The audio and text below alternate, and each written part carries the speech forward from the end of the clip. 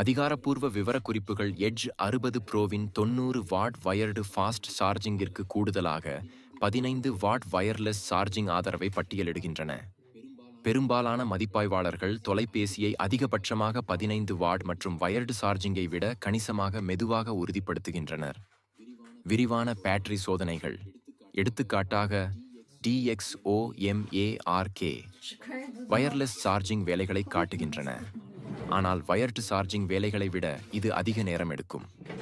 சுமார் 80% வரை அடைய சுமார் 2 மணி நேரம் வரை. மன்றங்களிலிருந்து பயனர் அறிக்கையிடப்பட்ட அனுபவம் வயர்லெஸ் சார்ஜிங் வேலை செய்வதை குறிக்கிறது, ஆனால் வயர்டு சார்ஜிங் வேலை செய்வதை குறிக்கிறது. ஆனால் வயர்டு சார்ஜிங் விட குறிப்பிடத்தக்க வகையில் மெதுவாகவும் குறைவான செயல்திறன் கொண்டதாகவும் உள்ளது.